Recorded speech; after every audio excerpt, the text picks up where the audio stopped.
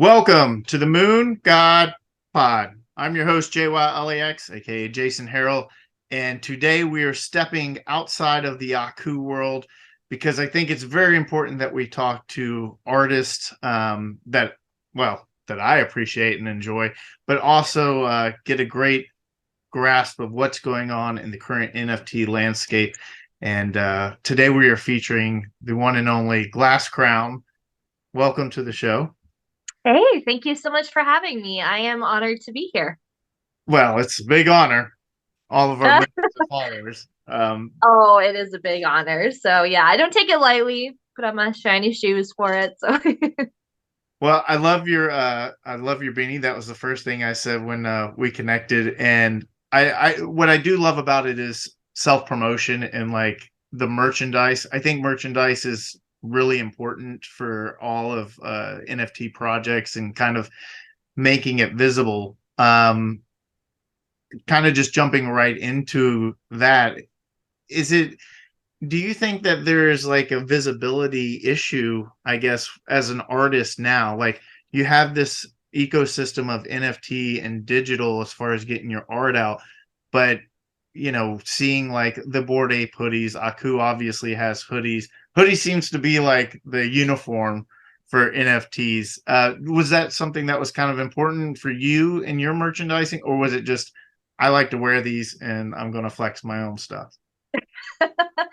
yeah, no, I realize how important a brand is. And so with I had my hoodies and not my hoodies. When I had my beanies, I don't have a hoodie yet with my logo, working on it because I want something that I really love. It actually started with a collector. I had a beanie with my logo put on it, just the crown and his name, and it was done on like a black leather patch. And so it was something that was unisex, so I could send collectors merchandise with the art that they bought from me.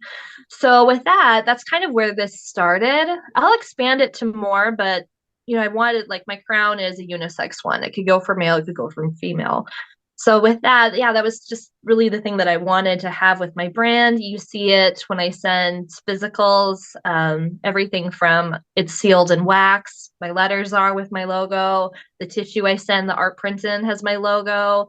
Everything has my logo. And I don't punch it really hard in the Twitter space. It's on like my Twitter banner. But it's really more something that is private that I send to collectors. So when they get things from me, then they see it. And so yeah, it's on my website. So yeah, it is who I am, but of course I'm doxxed. It's not like, oh, here's Glass Crown and it's only a crown and nobody knows who I am. Yeah. And so how did you come up with Glass Crown? So it's funny. I've been an artist for 9 years, and I would first dream up ideas like, oh, let's do something crazy and let's make this and let's do this. And I would have all these ideas, but I didn't know how to create them at all. So I would hit up my photographer friends, and God bless them. I'd say, hey, let's do this and let's create this, and I'll model and I'll put the wardrobe together. And they would play with my dumb ideas because they love me. And again, God bless them for doing that. And so when they would give me the final images, I was super thankful for them, but it wasn't what I saw in my mind. It was never what I envisioned it could be. So I grew my skills and I decided I'm going to branch out into my own photography business, but I didn't know what to name it. And it was tough because when I would see all these worlds that I wanted to create, and how would I do that? And I needed a name that wasn't going to just be your name photography because I had seen that everywhere. I'm like, all right, it needs to be something very different. And so I started thinking, I've always loved crowns. And I came up with Glass Crown because the crown symbolizes ruling the world that you want, ruling the world that you see and owning it. And the glass part was it being very clear on what you desired, it being crystal as glass. You know without a doubt that this is what you want, that this is what you want to have, or the world you want to be in.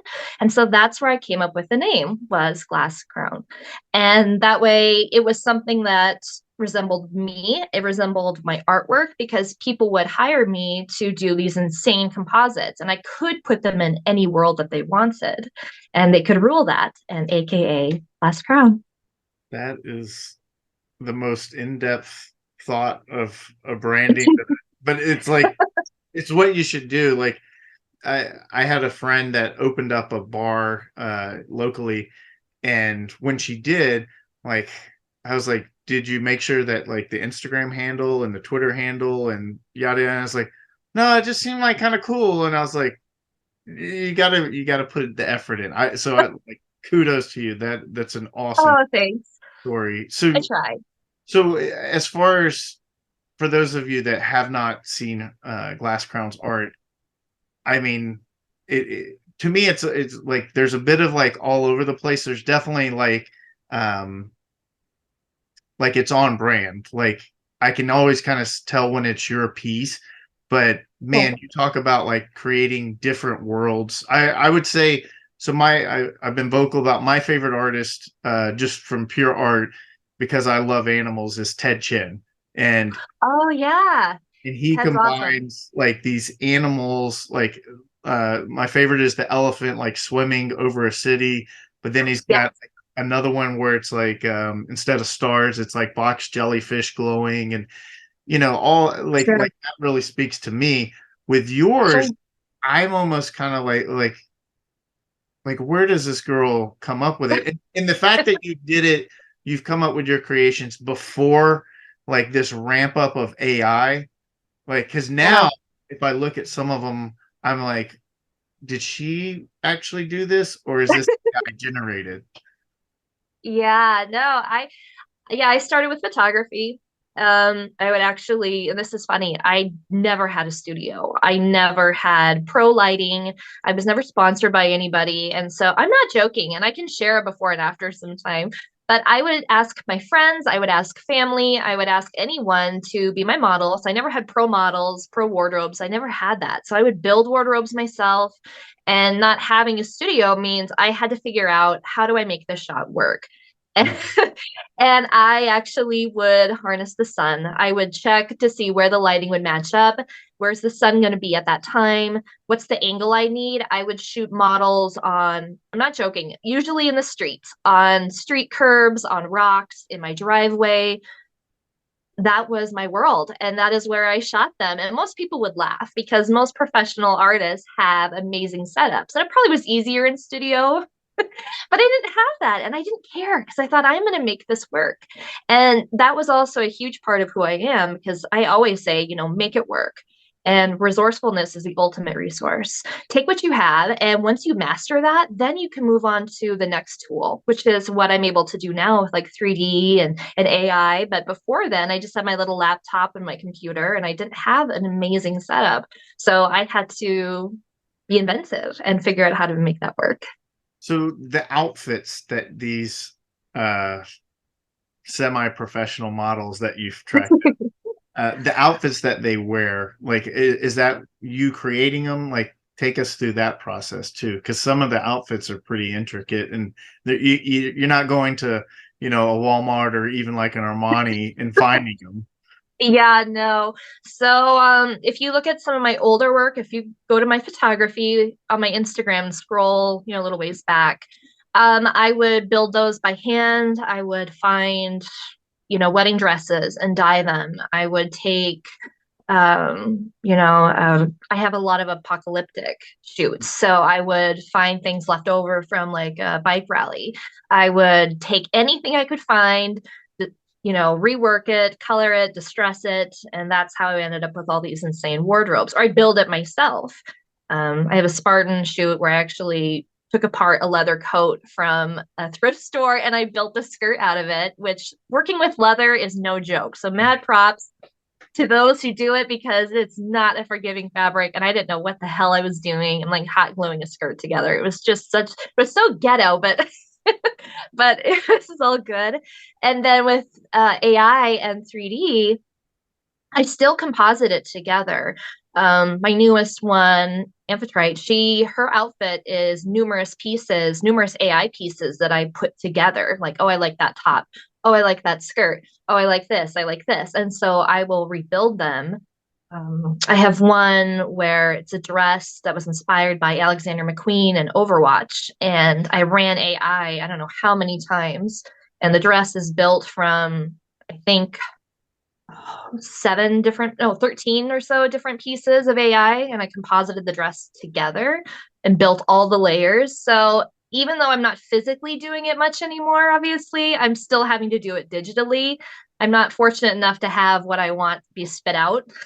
Yeah. So I still have to build it. So obviously, the Moon God Pod is certainly focused on NFTs and crypto.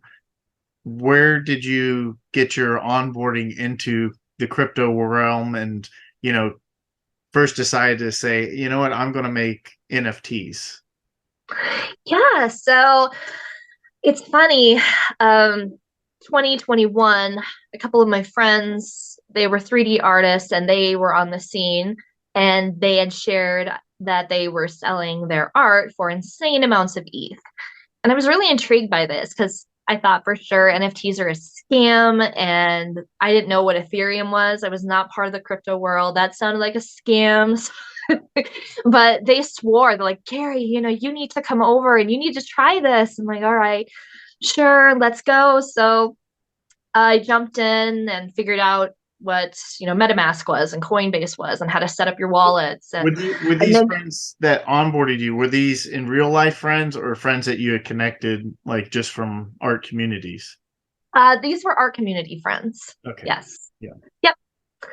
Chelsea Evenstar and her husband David, which they're both on Twitter still. They're amazing artists. Mhm. Yeah, so they kind of onboarded a bunch of artists from the, Web2 world. And yeah, I was one of them. And so, yeah, then I jumped in and listed my piece and my Genesis, and that sold, I think, less than 24 hours. And Wow. then it just kind of snowballed from there. So yeah, I was positive it was a scam. I'm glad I was proven wrong because this is what I do full time now.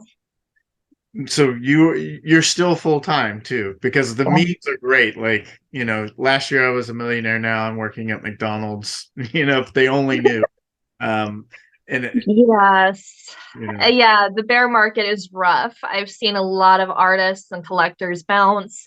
It's tough, but yeah, no, I love it. I've never had this kind of support in any other community, whether it was, in the photography circles or even on social media like Instagram and Facebook. You'd have some people support you, but it was never like the NFT world. I never had people that would, cheer me on or buy my art, or it was a completely different world. And that's why I haven't left, because I value it so much and I want to contribute to it. And that next generation that's going to be coming in, when our next bull run goes. fingers crossed. That, Right. that was kind of the beauty, like in the initial, like when those days of Nifty Gateway where like every day like something was being dropped. I set my alarm. Hopefully I would hit it or get something. For me, I could immediately flip it. Some of the other pieces, like like again, like Ted Chin, like the word utility didn't really come to mind. Now, sorry, Ted, if your pieces are selling for $20,000, like I've got I've got enough pieces where I could hold on to a couple, for my Sure. grill pieces, but I would definitely, unload some. And that's always been my mantra is like I always buy like three of everything, like one to keep forever, one to Sure. keep my investment, and then one to, go to the moon with. Utility Right. Smart. utility is a big word um, in this space. I feel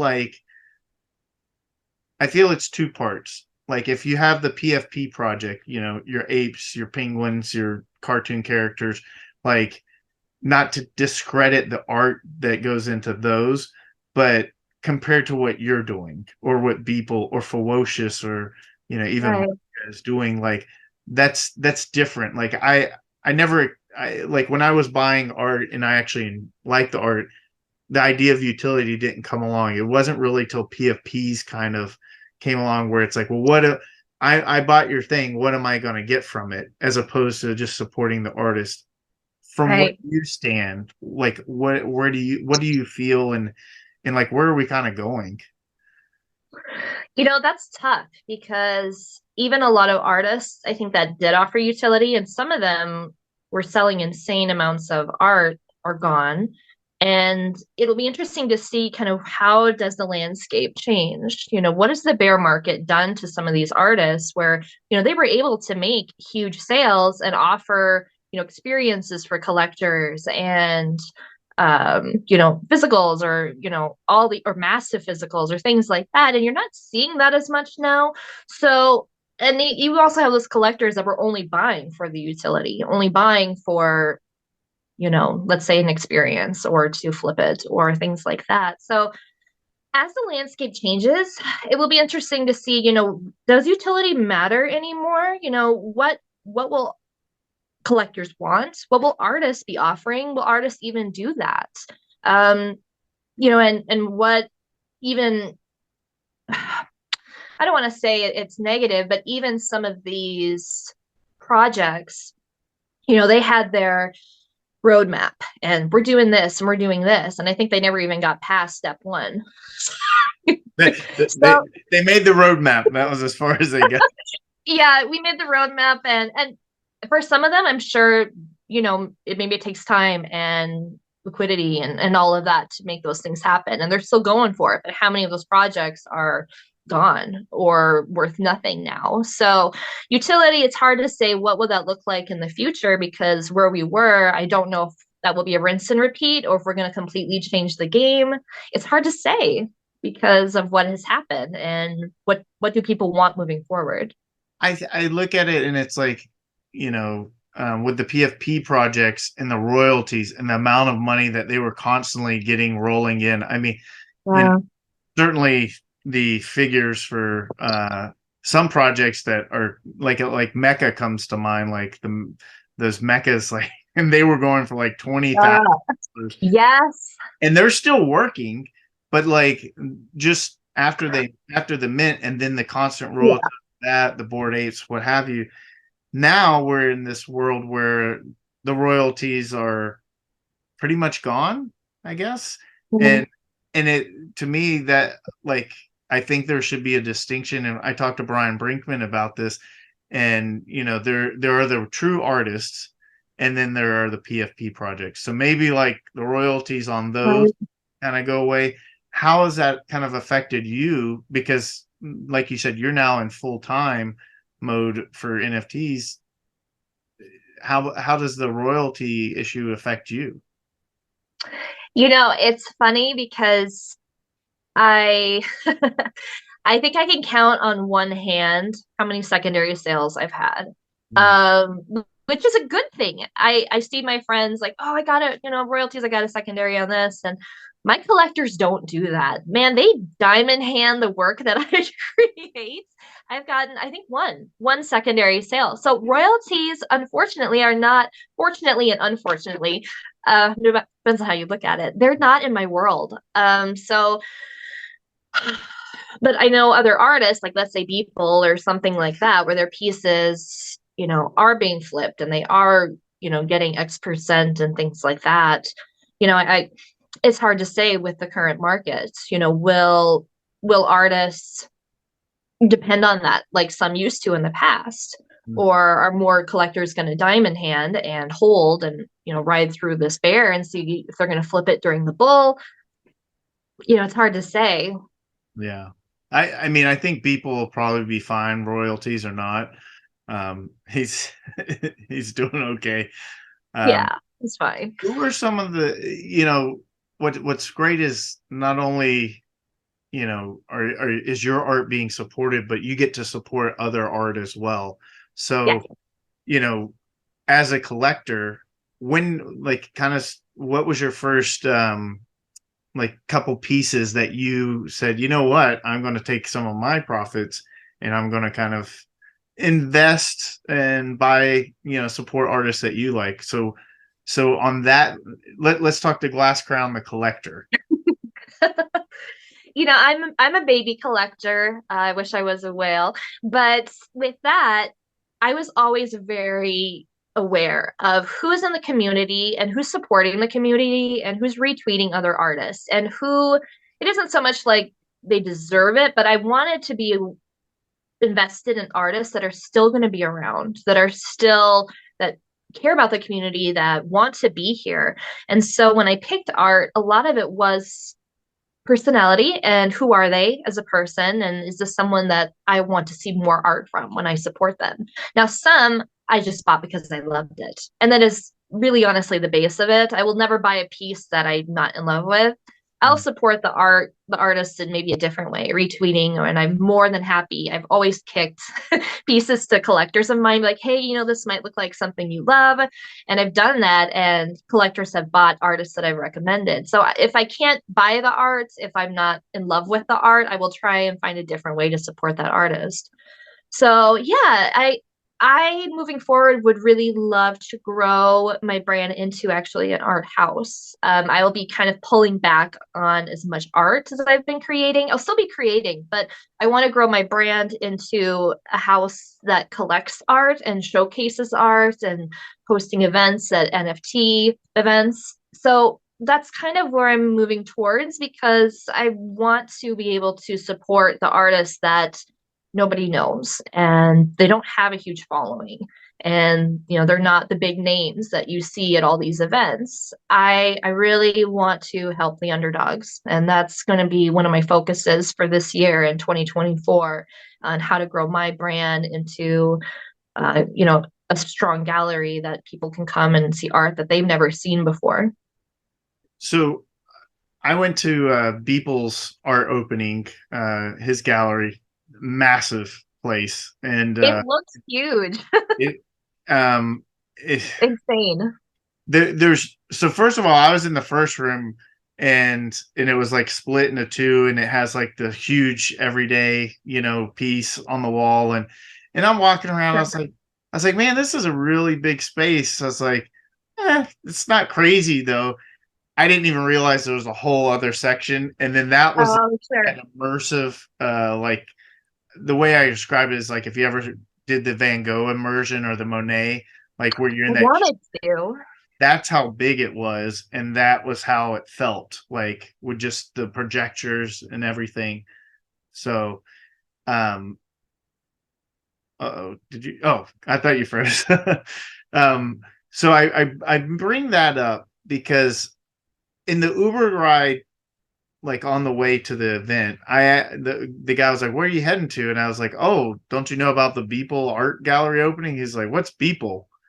I was like, "You don't know about this famous artist that lives?" And I ended up asking a couple, mentioning it to like waitresses or whatever, and like this huge event's going on in their city, and nobody knows about it. And so my question for you is, when what does it look like, and what does it take where NFT art is, like I think it's already being accepted within the microcosm of the art community, but when do we really start looking at it for mass adoption? We are still so early. I think what's going to change is the world will adapt to NFTs, and then the art will follow afterwards. I think NFTs will eventually be, your driver's license and your like deed to your property, and anything that you want preserved on the blockchain. I think will eventually, as everything becomes more digital, all of that, transcripts and medical records and all of that, I think will eventually just be moved completely over to being an NFT. And then way it's never lost, it's forever on the blockchain. And then I think art will follow suit. So I think the world will adapt first into having that part of it, and then they will start to notice more and more art, and movie makers and poets and all of these different forms of art that isn't so heavy in the NFT scene right now. We'll see more and more of them come on board. So it'll be interesting to see what will happen, but that would be my prediction. If we're going to have this huge, massive, brought on by the world, I think it's going to be practical things, and then the world will start noticing the art side of it, because more artists then will be able to have more access. Like I said, filmmakers won't need to go to big film companies anymore, that they could start making their own films and selling them, or getting funding that way, maybe selling off a piece, and the collector owns a section of that film or something like that. I mean, look at the following that Marvel and Star Wars and all of these companies have when they start bringing on more things into the NFT space, it will just be a snowball. But I could be wrong. I don't know, but Well, that's kind of what I I guess. think you're right on. The hard part for me is for the mass adoption that just it has to be solved is security. And Yeah. coming from someone that's been hacked twice and lost tens of thousands of dollars in ETH Oh and no. oh yeah. Oh, I Um, didn't know that. I'm sorry. you're not following me, Ty. No, no. But it that's like for me, like I'm not cool with it, but like it is what it is. But nobody, like to have your driver's license or your medical information and it be so susceptible to being hacked. Like the second time that I got hacked and I lost all of my Akutars, and including the moon god that I use for this podcast, which fortunately we recovered. But you Sure. know, I thought I did have it in a hot wallet, but I legit had never connected it to any site other than like OpenSea and like another Um, site that I was trusted, and they somehow like went backdoor into my cloud and found my seed phrase. I don't know exactly how it was done, but it was done. sure. And of course, my mistake is that I didn't have a cold wallet. Like Sure. now I do. Of course, you lesson learned. That's the biggest hurdle that like Mhm. the security has to be solved. I agree, like Yeah. everything will come as far as an NFT.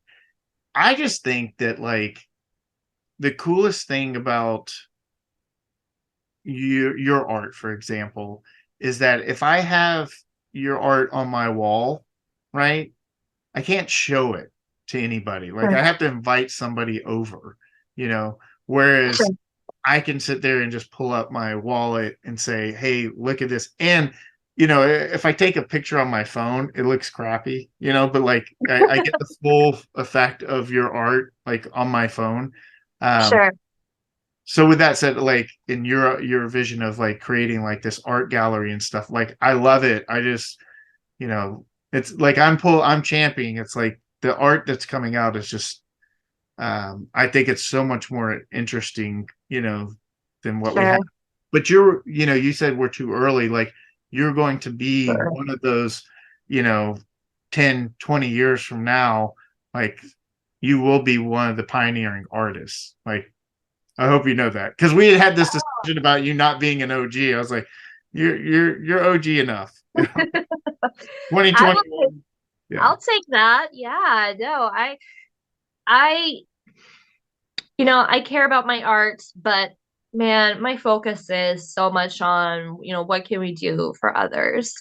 I'm actually working on a ApeCoin proposal right now, and one of it is to bring on a charity organization that is so dear to my heart, and I want to be able to bring them onto Web3. I own some of their physical art that they sell, and my goal is to bring them on and help oversee their art being sold and introduce their cause and their creations to collectors and to the world. Because they're in a third world country. I'm not going to share too much because I'm working on the proposal, Mhm. but it's something that I'm so passionate about. So, I realize that my brand is bigger than just me and bigger than my own creations. That again, I want to help artists and I want to help those that don't have any way of being part of our world that would benefit from it.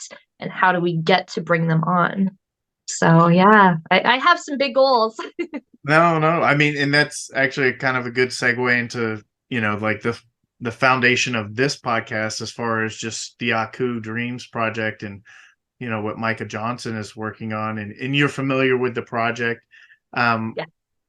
what is your interpretation from, like when you see Micah Johnson and just the Aku character, like what's your initial take and thoughts?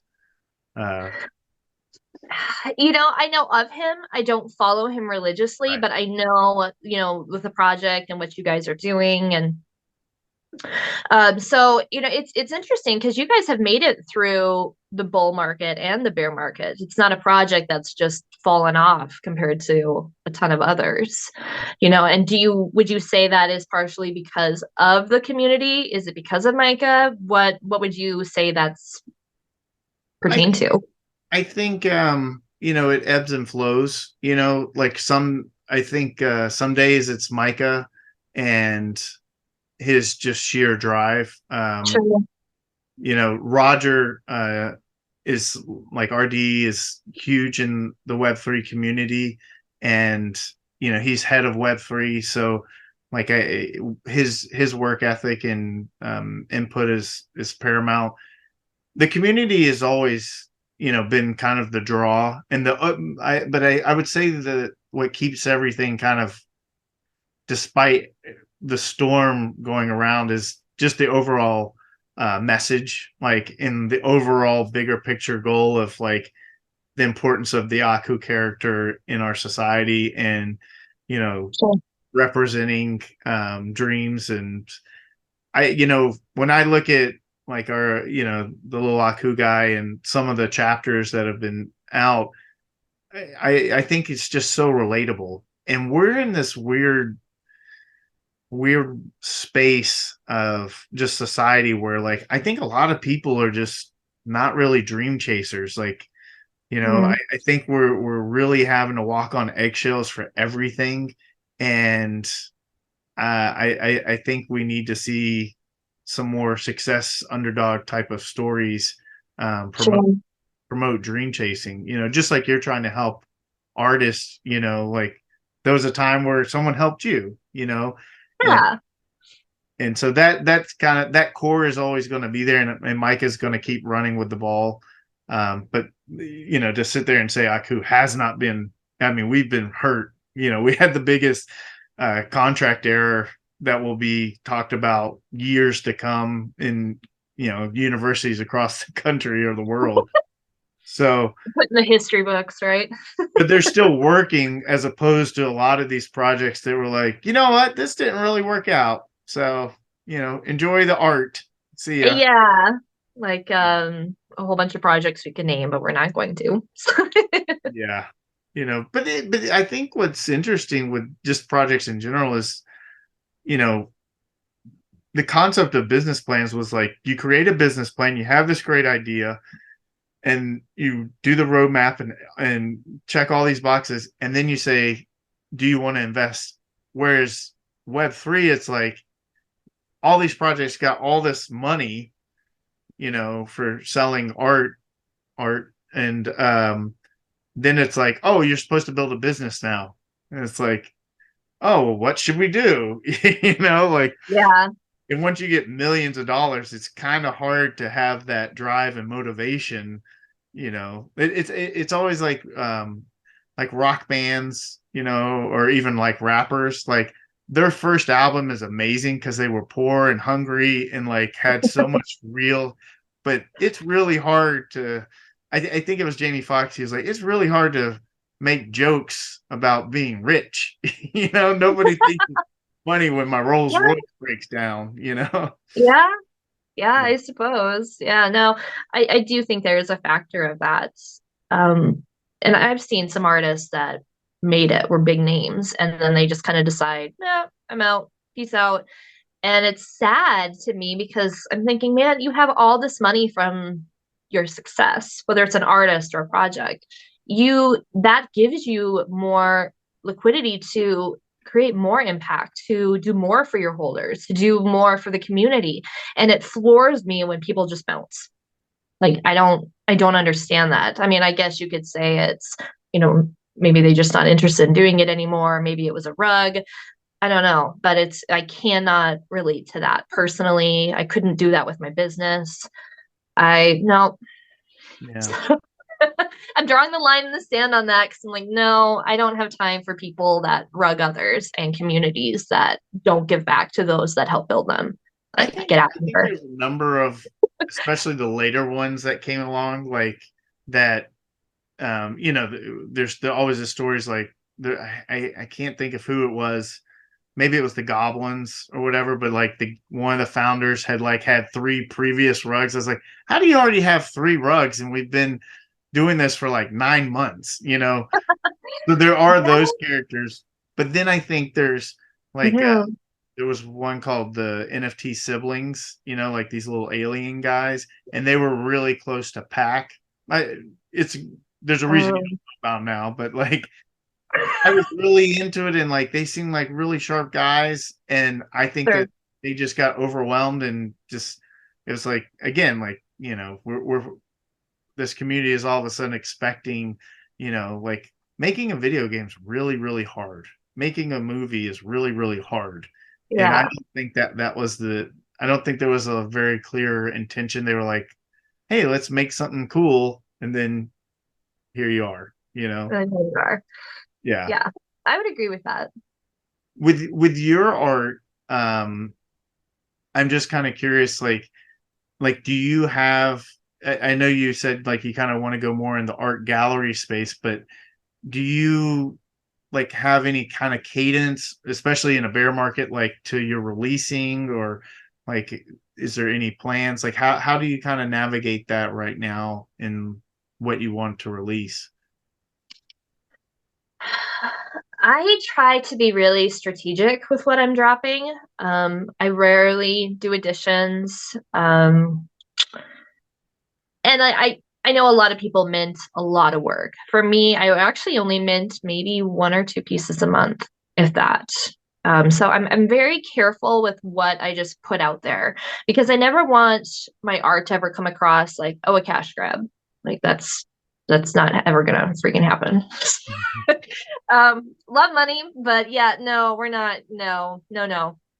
But yeah, when I look at my art, I have to know that this is something, and I make a lot of art, but I mint very little of it. And it has to be a piece that I know, like, this is worth going to a collector for, which I believe all my art is, but I have to know without a doubt that this is something that I'm willing to put out there on the blockchain and have a collector take. So I'm not really sure I could break down the process of, oh, it's step A, step B, step C. But I make a ton of pieces and I share them, but I pretty much kind of vault them because I know maybe down the road I would pull something out and give it away to charity. Maybe I would, you know, give it to a collector as a gift. So I just am very careful about which pieces are going to be minted. I have no problem showing my art, but yeah, you're not going to find a ton of my pieces out there. I think rarity's cool. I mean, so there's not going to be a new open edition coming from you anytime soon. I am a one of one lover. Man, I have done some, I did like a foundation drop, and with that, it was my sound waves. And even those were one of ones. Which it was a super fun project that was just I did it for fun on the side as a personal project, kind of for me. Fused ocean waves with sound waves underneath, with the story that waves actually don't, come from the moon or anything like that. It actually comes from sound under the surface and what you don't see. And I put that out there, and some people thought it was trippy as hell when you look at my other art, but a lot of people loved it too. And I threw in some of my photography. I traveled out to Oahu to shoot some personal photos with headphones and listening to ocean waves and fused it together, mixing photography and AI. So if I am going to do something like editions or collections or anything like that, it better be something I'm really in love with, and I'm not just going to mint something every day or create open editions every day. Not knocking those that do, but for me, you're going to find mainly more one-ones from me and not so much a surplus of pieces. So, but I try and remember to make my pieces affordable for everybody, because you have those top tier collectors, you have collectors in the middle, and then some that are baby collectors. So not everybody has 2, 3, 4 ETH to drop on art. They may only have like 0.06 to put on there. So I have different art on different platforms for that reason. So you can still own my art no matter, what your wallet funds are. I don't Yeah, want to say what your budget, but bankroll management is. So, yeah. as a woman in the NFT space, it is obviously very male dominant. Um, I we talked about it before we started the show, and just how there's just not a huge representation, and there's constant like tweets about the lack of representation. That can kind of be argued because there are some really powerful women over at Yuga, and um, you know there's been a lot of I've just met them. Like I know that you guys are represented and have some good representation. Right. What is your sentiment in that, kind of topic of the NFT space and experience? Like, is it tougher, Ooh. or is it just a lack of interest, maybe just from women in general? That is a loaded gun question because you will have some on one side saying, that women are not represented. And then you have some on the other side that women are killing it, like Claire Silver and Kat Simmerd. And I I guess you kind of have to pick on which one do you believe is true because there's truth sometimes I think on both sides. When you see a lot of big gallery events, you see a lot of male artists, and I wouldn't say it's 50-50. I would say it's maybe, I don't know, 75-25, something like that. But I don't view it as a negative. I view it as an inspiration because I think, you are where you are because of the choices that you make. If you want to be more well known, then you put in the work and you find ways to be inventive, whether you're male or female. So I do think sometimes there are those, it is a boys' club for sure in certain aspects that maybe certain collectors or gatekeepers will only support, their guy friends. They're not interested in what some women make. But then on the flip side, there are those that buy from everybody and support women and pump their art and women only collections and galleries. And I know huge collectors that do that. So it's hard to say it is just a certain way. I think it's 50-50 down the line. But I don't ever look at it and think, woe is me because I'm a woman that I won't be as successful as, Pac or People or any of these other guys. I don't believe that. I don't accept that personally. It just drives me to, let's go harder. Let's create more things. Let's do more impact. Let's be different. And I think success comes to those that find a way to be different, no matter their gender. I see, in my timeline, sometimes there are the elements of like let's lift all these women up, and then there's also like the NFT influencers. You know, is there how strong do you feel like lifted up by the other women of NFT, or is the community in that regard, like how is that, like is it as tight? And I just recently, like, there was one NFT influencer, who was a co-host with another one, and then on Twitter, like, she blocked her co-host. Now I don't know if this is Twitter engagement tactics or anything like that, but Sure. it's like, we're not kids. Like, I think Yeah. it's really lame when someone blocks somebody on Twitter. Yeah. Like, I, you can't just ignore them. But I see stuff like that. It's like Yeah. you're feeding into that narrative, that's not, very good. So what do you see? Do you get exposed to that? Do you see it? What are your thoughts on some of this? Oh, I see it just as much as you. I don't engage in that. You're not going to find drama on my timeline. I don't have time to snag or battle it out with other with Right. other women or men. It's entertaining as hell, but I don't have time to, create my own war. If I block someone, which I think I've only done that a handful of times, it's either someone that is just bad vibes or they've scammed people, or Mhm. that's the reason why I'm going to block you. I've never done anything like that for personal reasons. But yeah, I mean, you're going to have those that, this is still high school and they'll act that way. And I mean, you'll find that in any industry, anywhere, any age. Just some people, that's how they function and that's what they do. I'm really, really fortunate that I keep the circles that I have, and they're supportive, amazing people. The women that I associate with are phenomenal artists, and they're a force, and they lift others up. And I feed off that energy, and I hope I give that back to them because I don't have time for drama, so I don't associate with those that create it. I want to be around those that have ideas, that are building, that are focusing on what they can do to make the space better, not so much focusing on, he said, she said, because we don't have time for that. Like in my world, like let's create things, let's do things, let's help others. I don't care what this person said in their war. But I mean, I suppose that has spared me from being a target, I guess.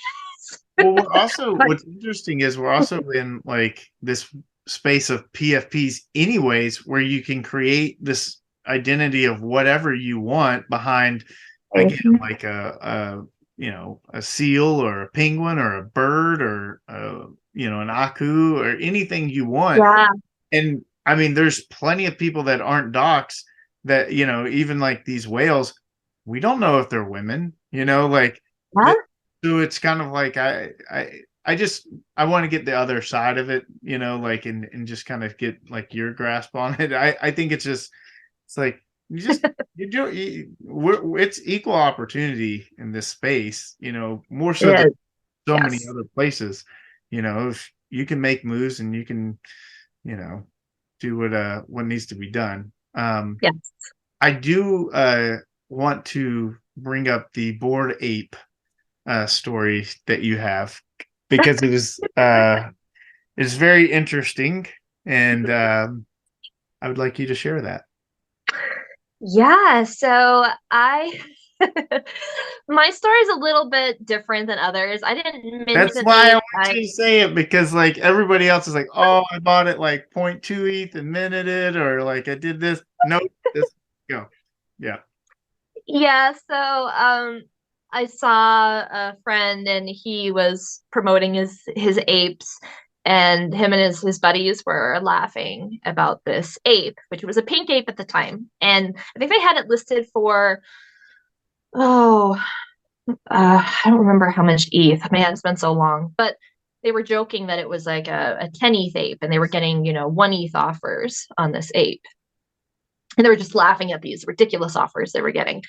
And I saw this ape, and I didn't even know what it was, but I'm like, man, if you could sell that thing for 10 ETH, sure, I will. I'll reach out and see if he's willing to sell it. And so I DM'd him, threw a dare at him, and which was so not conventional. And so we totally, I don't know what the hell I was thinking, but I was naive. I'm like, hey, I dare you. If I send you this much, you're going to send me this ape back. And he's like, okay, well, send me your wallet and let's go. And I think he thought I was joking. And I just blindly send, which I trusted this friend. I'm like, I'm just gonna blindly send you this much ETH. And I did. I'm like, there you go. I accept the dare. You accepted it. Send me over the ape right now. And he was shocked. He's like, did you actually do that? I'm like, yes, I did. Please send me the ape. Which you don't usually just transfer assets to each other. You would Yeah, sell not like on financial OpenSea. advice, or do not do this at home. No, don't do this. But Stunts are I thought, performed by professionals. totally degen play there. But I knew, I'm like, man, if this guy screws me, and he was well known, I'm like, I will, sound the alarm, because you're not gonna screw me. You accepted the dare, let's go. And he did. He sent me over the ape, and I thought, great, maybe I'll sell it for 10 ETH someday. And no, I held on to him for, man, like a year and a half, and watched. That's when the ape started to explode. But I sold him back in November. So I am apeless right now, but I'll buy back in. Did I you just wanted to invest in some other things. And yeah, it was definitely a crazy ride. When I tell people that, they're just like, what the hell? did you have them long enough to get like the mutants or the kennels or anything? I got the dog. I got like an M2 serum, Uh-huh. and I he's a virgin ape. I decided I'm gonna flip the serum for, I think I got like 20 ETH for it, like within 48 hours. I'm like, you know what? And I didn't know what it was. I'm like, oh, M2s are kind of valuable. Sure. I'm like, let's just go ahead and sell it. So he never drank it. So I ended up with no mutants at all. But yeah, no, I took that and invested in some other things. And I kind of look back and laugh. I'm like, man, I wonder what he would have looked like as a mutant, but I'll never know. Yeah, I No, it's okay. It's all good. didn't get on the ape train. I and I can see that day where people were posting like, I went and bought more monkeys, and I was like, that's the I always thought, first of all, I've been open about this. I think they're very racist looking to me. Oh, I'm you? like I mean, I don't know what that says about me, but the first time I ever saw them and they were coming out, I was like, does anyone else not see like how racist this looks? And like, but you can take that either way you want, but like, You yeah. have some that think that for sure. Yeah, I mean, like the Ryder Rips incident and things like that. Again, I stay out of it. I don't. But it's like you said, you buy art that you like, right? And so Yeah, like I I felt the I same would. way. I want back in for sure because I have incredible friends like the Bored Ape ladies. Yeah. They are phenomenal women that actually own an ape, and they are so amazing. Is And that so Miss Nifty? Is that Miss NFT? Is she? I think she might be. Yeah, I mean, there's like 70 of us in Yeah, it. So that's got to be her. Yeah, she's been on. yeah, yeah. So yeah, her and Vera the ape, and there's just a whole bunch on there that I love so much. Carefree Bear. So yeah, there's a ton of women, and I see the whole IP, and so people are using them to do incredible things. So it's on my radar. I would definitely get one that I like. I don't know if I get a pink one again, but I would. I'll probably get one. Well, I will say, like, again, that was just my feeling towards it. Like, I know that the people that have them, there's no ties to that, but you Sure. can definitely um, find one that represents you, and that's kind of that's very unique and cool. Like if you're from Texas and you like cowboys, there's ones with cowboy hats on it, or Right. and stuff. So I appreciate that about it, and I've met plenty of ape holders, and they're awesome people. And what Yuga, like, I have to be a fan and support Yuga just from the sidelines because they're really driving everything. Like as they get Yeah. mass adopted, like all tides rise, or all boats rise with the tide. So, you know, Yeah. we'll, we'll see. We're kind of running short on time, but we always finish the show with two questions. The Ooh. first one is I don't know anything about the Dakotas. So I usually ask a food question. I don't know what you guys eat out there. I guess cow, buffalo, maybe like that. I mean, you're not wrong. It's an ag state, so you can get like local, bison or steaks. There's a lot of steakhouses. There's high protein eaters out here. Yeah, I mean, you're gonna find local like fish and Okay. elk and yeah, steaks and bison, yeah, all that. So that is popular out here. But I mean, there's a lot of people that live like we do have like a lot of gardens, so Right. that whole thing. We have huge like farmers markets where people throw down everything they make and fresh honey and all these different things. So yeah, I can't complain. All right. Well, with my lack of food knowledge of your area, I'm going to swing more towards a travel question. Okay. What is a place anywhere in the world that you've thought about that you would like to shoot, but it would be very random? Like if you told someone like you wanted to shoot here, that would like people would kind of look at you funny.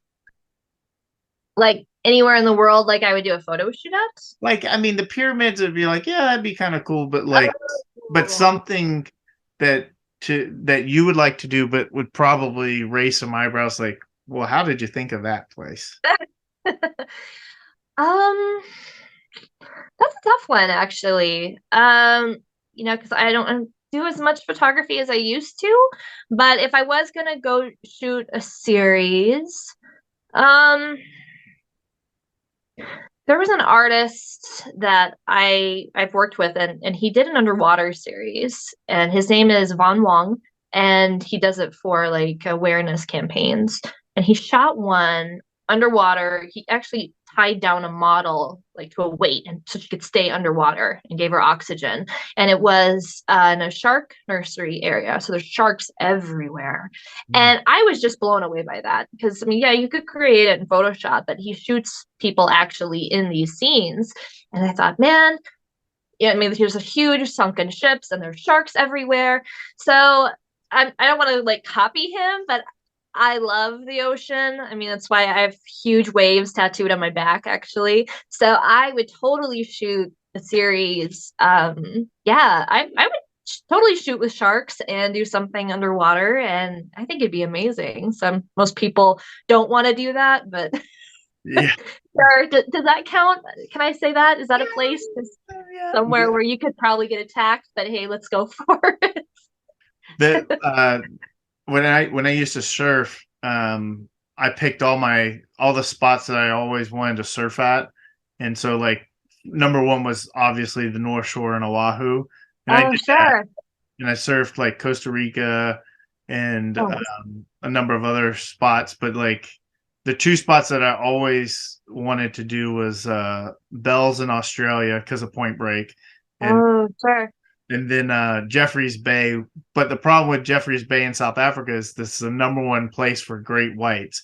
So as soon as you were talking about like swimming around with sharks, I was like, yeah, she could film there. Of course, great whites are like school buses with teeth. So that you good luck getting a model to do that. Yeah. So Oh man, there's a wave. I don't know if you know Tiapu, that huge Chopper. wave that Laird Hamilton made famous. Yeah. Oh my God, that thing is a beast. So I think it'd be cool if you could shoot something and hopefully not drown or scrape against the reef. I don't know, but I Well, I think so that would be incredible. Chopu is, I believe, like off Indonesia. It's in that Yeah. Pacific. The two where they like usually kind of break records is there, I believe, and I could be talking out of school, but there's one off Portugal, but like they're not beach breaks. They're like Oh, okay. in the middle, like there you have to take a boat to get out, and then you get towed in, and then Sure. Cortez Bank off of Mexico, where the Baja California comes down and the ocean meets. There's a thing again, like it's probably like a couple miles off where the currents meet and create huge waves. Sure. Like I was never going to surf those. Like I'm not I'm not towing into anything. Like no Just thanks. believe you can be my model. I'll have you towed in. I would be okay with that. Like I'm not afraid. Like I could I would definitely do like a Shark Tank type of thing. Okay. Yeah, but as far as like riding, I don't surf anymore anyways. But like riding getting towed into, they're like 80-foot waves. Yeah, they're Nothing. crazy, but Yeah. they look amazing. So I'm like, man, if you're gonna choose a way to go out, I guess that would be my choice. Like, yeah, there are worse things, I suppose. Yeah. Kind of a sad way to end the podcast, but be around what you love and take the risks if you want to. I never shame anyone for taking the risks, even if it costs them everything. I have a photo like that where I'm up on a cliff edge and I'm reaching far over to grab clouds, and people have told me it causes them to have vertigo because they're so afraid I'm going to fall down.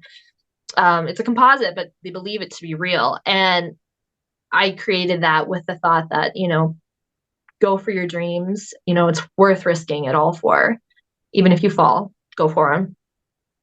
I when I stopped surfing years ago, I almost died. Oh, I got caught on some rocks and oh, trapped underwater, but I got out and survived. sure.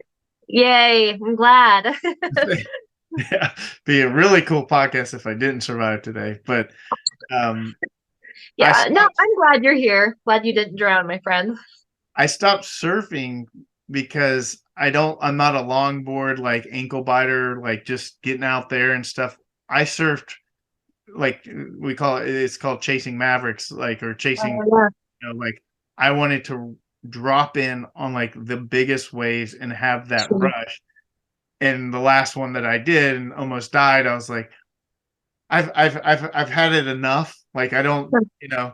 Like I've been sober for 17 years. It's like I had enough drink. I feel like the sober thing, people like, when I talk about it, I'm like, I feel like you have this finite amount of alcohol that you're supposed to drink in your lifetime. I just happen to drink all mine up early, so like I don't need to do anymore. I used up all my big wave chasing, and There so you go. I'm good now. So Okay.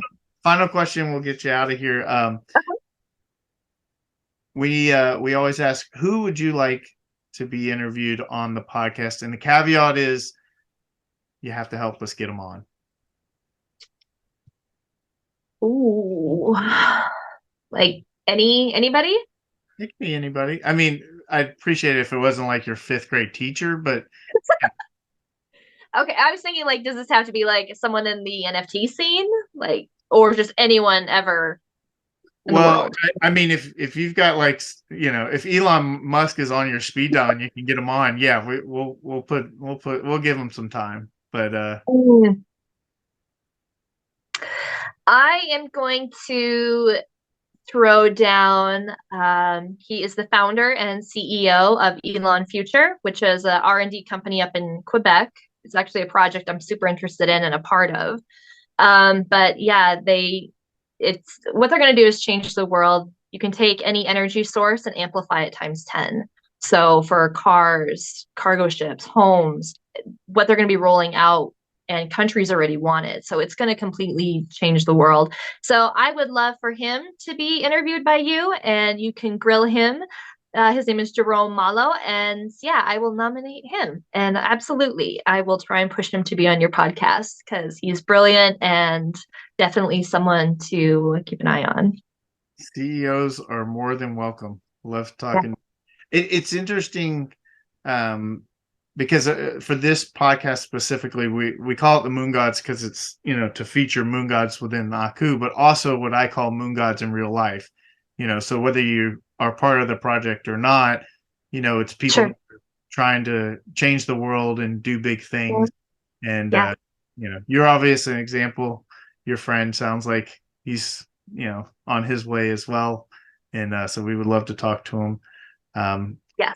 so, any closing thoughts? Where can we find you? Self promote yourself. Yeah, so if you follow me on Twitter, I have a link fire, and on there you can find my website, my Instagram, all of my platforms, my Facebook, everything you can find on there. So yeah, I can also send you the link too. But yeah, no, pretty easy to find me. Pretty much, I'm Glass Crown on Twitter. I think my website, yeah, is glasscrownphotography.com.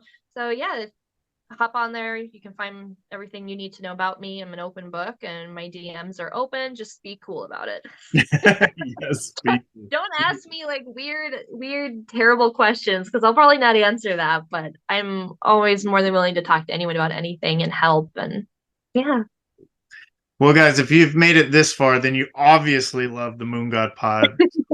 Spread the word, comment, share, retweet, certainly subscribe, all those wonderful things, and always send us questions and guest suggestions.